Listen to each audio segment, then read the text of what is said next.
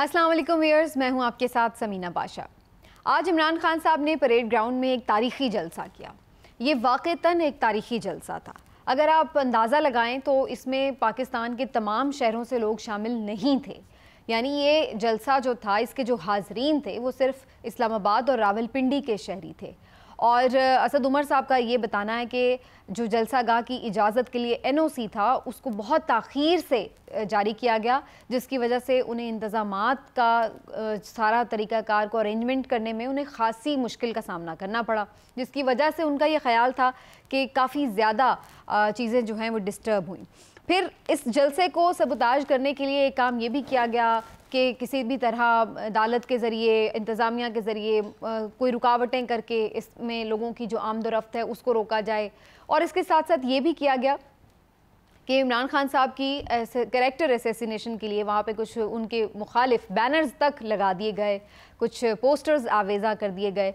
और उसके बाद फिर ज़ाहिर है कि वो PTI के वर्कर्स ने हटा दिए वहाँ से, लेकिन बहरहाल कुछ ना कुछ इस किस्म की जो हरकतें हैं वो हमें दिखाई देती रही हैं। जलसा हुआ और शानदार जलसा हुआ। इसमें हमने देखा कि इमरान खान साहब ने बड़ी ज़बरदस्त स्पीच भी की। उनकी स्पीच की तरफ मैं आती हूँ, लेकिन मैं जो ज़्यादा आज बात करना चाह रही हूँ वो ये कि जो लोगों का आना है, बार बार आना, बाहर निकलना घरों से, अपने कंफर्ट जोन से बाहर निकलना, ये क्या शो कर रहा है? ये क्या कोई मामूली बात है कि बार बार मैं आपको बुलाऊं और बार बार आप निकल आएँ, अपने काम काज, काम धंधे छोड़कर आप निकल आएँ अपनी मर्ज़ी से, अपनी ट्रांसपोर्ट पर, अपना फ्यूल जो कि अब इतना महंगा हो चुका है उसको खर्च करके निकल आएँ? ये मामूली बात नहीं है। इसके पीछे क्या है? यकीनी तौर पर इसके पीछे एक जज्बा है जो हमें आज क्राउड में नज़र भी आ रहा था। हर बात पर, हर आहट पर, हर कप्तान की पुकार पर जो लबैक कह रही है आवाम, उसको सुनना होगा, उसको ज़्यादा देर तक अवॉइड नहीं किया जा सकता। देखिए, लोगों को जमा कर लेना, बहुत भीड़ भाड़ हो जाना, ये कामयाबी नहीं है जलसे की। जलसा इस तरह हो जाता है और हुकूमत में अगर कोई होता है तो वो ज़्यादा बेहतर तरीके से ये सब मैनेज कर लेता है, क्योंकि उसके पास रिसोर्सेज होते हैं, मशीनरी होती है, इंतज़ामिया होती है, वसाइल होते हैं। वो इन तमाम चीज़ों को इस्तेमाल करके लोगों को ले आते हैं जलसा गाह तक। लेकिन लोगों का जलसा गाह आना और इतनी बड़ी तादाद में आना, ये अनयूजुअल है। ये वो चीज़ है जिसको हम इग्नोर नहीं कर सकते। और फिर एक दफ़ा नहीं, दो दफ़ा नहीं, मतलब लोग 9-10 अप्रैल को निकल आए जब इमरान खान साहब ने कॉल दी थी रजीम चेंज के बाद। फिर उसके बाद मुख्तलिफ जलसों का एक सिलसिला शुरू हुआ। उस वक्त लोग निकल आए। जो 27 तारीख का जलसा था, 27 मार्च का, उसमें भी जो परेड ग्राउंड में इमरान खान साहब ने कहा था, जिसमें पहली दफ़ा उन्होंने मरासले का जिक्र भी किया था, उस वक्त भी लोग बड़ी तादाद में निकल आए। फिर उन्होंने मुल्क के तमाम छोटे बड़े शहरों में जलसे किए तो भी लोग निकल आए। फिर उसके बाद उन्होंने लॉन्ग मार्च की कॉल दी, उसको बुरी तरह से सबूताज किया गया, फिर भी लोग थे। ऐसा नहीं था कि बिल्कुल नहीं थे। उस तरह जिस तरह इमरान खान साहब चाह रहे थे उसमें रुकावट डाली गई, रखना डाला गया, लेकिन फिर भी लोग थे। और उस फेंटी वाले दिन के बाद तो सब ये सोच रहे थे कि लोग डिसअपॉइंट हो गए और अब लोग नहीं निकलेंगे। लेकिन इमरान खान साहब ने उसके बाद कुछ जलसे भी किए तो भी लोग निकले। और उसके बाद अब इमरान खान साहब ने जब एक दिन एहतजाज की कॉल दी कि आपने संडे को निकलना है महंगाई के ख़िलाफ़, तो उस दिन भी लोग निकल आए। मुख्तलिफ़ शहरों में पहले की तरह टोलियाँ नज़र आईं, हमें रैलियाँ नज़र आईं और लोग बाहर निकले। और यही सूरत हाल इस दफ़ा भी हुई। हमने फिर देखा इमरान खान साहब ने परेड ग्राउंड में जलसे की कॉल दी और पूरा मुल्क निकल आया, क्योंकि तमाम जो बड़े बड़े शहर थे वहाँ पर बड़ी बड़ी स्क्रीन्स लगाई गई, वहाँ पर अलग जलसे शुरू हो गए। हत्ता के परेड ग्राउंड में जलसे से एक रात पहले जब इमरान खान साहब जलसा गाह पहुँचे, वहाँ उन्होंने इंतज़ामात का जायज़ा लेना था, ज़रा एक लोगों को देखना भी था क्या मोटिवेशन है। ज़ाहिर है जब वहाँ पर लोग काम कर रहे थे, जो उनके वर्कर्स अरेंजमेंट्स कर रहे थे, उनको भी एक आपने जाकर इनकरेज करना होता है। इमरान खान साहब वहाँ आए तो वहाँ पर उस दिन लग रहा था कि जैसे जलसा है, गोया लोग उनके पीछे जौक दर जौक निकल आते हैं, लोग उनकी आवाज़ पर लब्बैक कह रहे हैं, लोग उनको सुन रहे हैं, लोग उनको मान रहे हैं, लोग उनके पीछे खड़े हैं, लोग उनको देख रहे हैं और लोग उनको उम्मीद भरी नज़रों से देख रहे हैं। और ये चीज़ देखनी चाहिए देखने वालों को कि आप कब तक आवाम के रिस्पॉन्स को एक तरफ रख कर फैसले करेंगे। मैं ये नहीं कहती कि इमरान खान साहब को वज़ीर आज़म बना दें, लेकिन जो उनकी डिमांड है इलेक्शन की, बड़ी जेन्युइन डिमांड है, और उसके साथ साथ जो लोगों की इस वक्त हालत ज़ार है वो बड़ी जेन्युइनली ख़राब है। इस चीज़ को मद्देनज़र रखते हुए, जो ओवरऑल पाकिस्तान की सिचुएशन है उसको मद्देनज़र रखते हुए, एक स्टेबिलिटी का जो हमें एलिमेंट चाहिए इस वक्त मुल्क में, उसके लिए बड़ा ही ज़रूरी है कि एक इलेक्शन हो जाए, ताकि जो भी गवर्नमेंट आए, भले जिसको ही आवाम सपोर्ट करें, वो एक प्रॉपर मैंडेट के साथ आए और फिर जो मर्ज़ी वो फैसले करे। अगर लोग इमरान खान साहब के इस कॉल के साथ उनके लिए बाहर निकल रहे हैं तो आप उनको रोक नहीं पा रहे हैं, और आप अगर उनको ज़बरदस्ती रोक रहे हैं तो वो आपकी अपनी मुखालिफत में इजाफा हो रहा है, उसमें और कुछ नहीं हो रहा। लोगों के दिल से इमरान खान साहब की मोहब्बत कम नहीं हो रही, आपकी मुखालिफत ज़रूर बढ़ती चली जा रही है। तो आपको ये चीज़ देखनी पड़ेगी कि आप क्या ज़ोर ज़बरदस्ती करके किसी की मोहब्बत निकाल सकते हैं या किसी की नफ़रत डाल सकते हैं। नहीं, ऐसा हो सकता। इस चीज़ को जितना वाइजली आप कर लेंगे शायद वो आपके लिए ज़्यादा फ़ायदेमंद हो। और इसमें आपसे मुराद तमाम वो स्टेक होल्डर्स हैं रियासत के, जो कि इन चीज़ों में फ़ैसले करने में, फ़ैसले करवाने में इम्पॉर्टेंट किरदार अदा करते हैं। और आज जो मैं क्राउड को देख रही थी, कोई माजूर आ जाता है, कोई हम देखते हैं उठ के स्टूडेंट आ जाता है, ख़वातीन आ जाती हैं बड़ी तादाद में, बच्चे आ जाते हैं। और आप यकीन मानिए कि मैं बहुत सारी वीडियोस में ऐसा देख रही थी कि ये वो क्राउड नहीं था कि बस आ गया है, उसको पता नहीं है कि हम क्यों आए हैं। शऊर का, मैच्योरिटी का ये लेवल हो चुका है कि आप जिससे भी बात कर रहे हैं वो जानता है कि वो क्यों आया है, उसका मकसद क्या है, इमरान खान का मैसेज क्या है, वो जानता है कि वो किस लिए आया है, वो जानता है कि वो किसके साथ खड़ा है, वो किसके मुखालिफ है। और अब तो ऐसी छोटे छोटे बच्चे ऐसी बातें कर रहे हैं कि आपकी अक्ल दंग रह जाती है कि इतना नीचे तक जो एक पॉलिटिकल अवेयरनेस है वो लोगों में आई है। इमरान खान साहब की और कोई कामयाबी हो ना हो, लेकिन ये बातें ज़रूर हैं कि इमरान खान साहब ने जो पॉलिटिकल अवेयरनेस दी है इस पूरी कौम को, यकीनी तौर पर इससे पहले उसका हमें ये मंज़र नज़र नहीं आता था।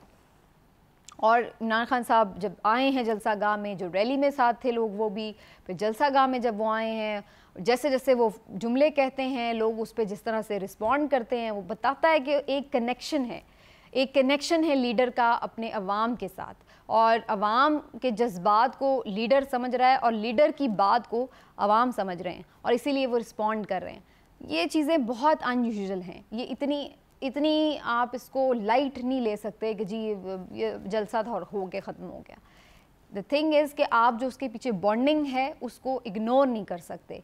बहुत सारी बातें की जाती हैं कि जी बड़ी इलेक्शन की साइंस और होती है, मैकेनिज़्म और होता है, तो फलां और होता है, होती होगी, लेकिन अगर असल बात वही है विल, जब विल होती है तो फिर आप जो है ये तमाम चीज़ों को लेके आगे भी चलते हैं और उसके बाद फिर उसको वोट में कन्वर्ट भी करते हैं। लेकिन बहरहाल वो इलेक्शन की बात, अब आ जाते हैं जी इमरान खान साहब के खिताब की तरफ। इमरान खान साहब ने जो खिताब किया, बहुत ही उन्होंने मुदब्बराना खिताब किया, और उसमें उन्होंने ज़ाहिर है थोड़ी बहुत पॉलिटिकल जो एक तनकीद होती है मुखालिफिन पर वो करनी भी होती है उन्हें, लेकिन उससे पहले आपने देखा होगा कि खिताब का एक बड़ा हिस्सा जो था उनका, वो अगेन जो एक आप कहते हैं ना किरदार साजी, तरबियत, उसके ऊपर फोकस थी।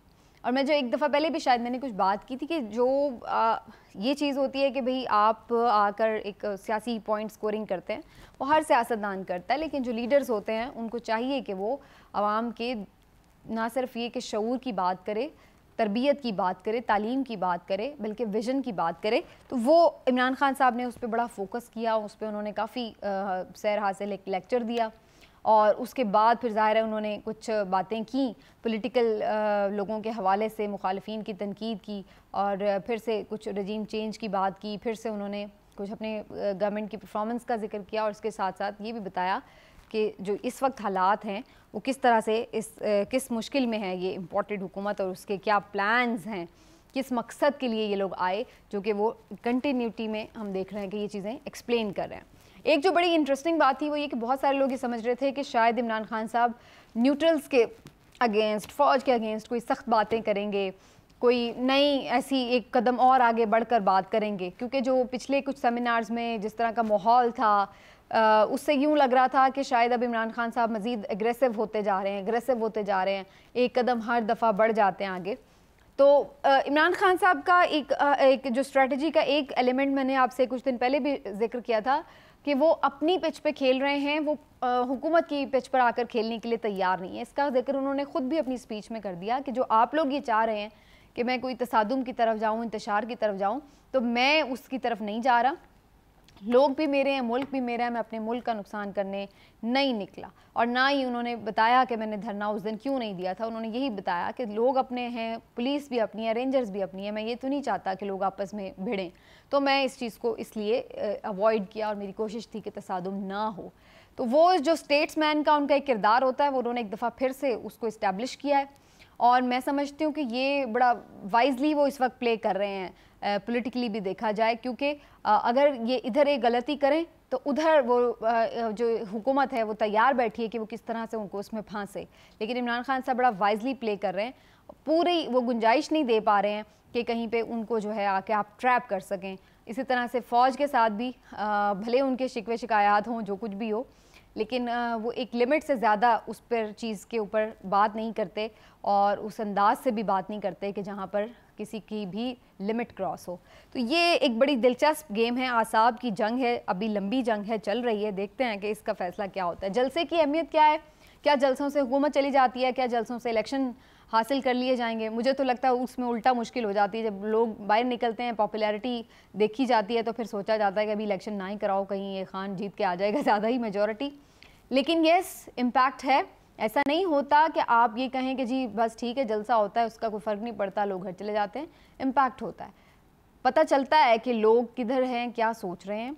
जो रियासत के इदारे हैं उनकी भी नब्ज़ होती है, उनकी भी मामलात पर नज़र होती है, नब्ज़ पे हाथ होता है। उन्हें पता है कि लोग तंग हैं, क्या है, किस हद तक हैं, कि कहाँ तक उनकी लिमिट है बर्दाश्त की। तो ये चीज़ को अगर आप ये कि इग्नोर कर देंगे तो ऐसा नहीं है। और लास्टली आज ख़ास तौर पर थोड़ी बात करेंगे अयाज़ अमीर साहब के हवाले से।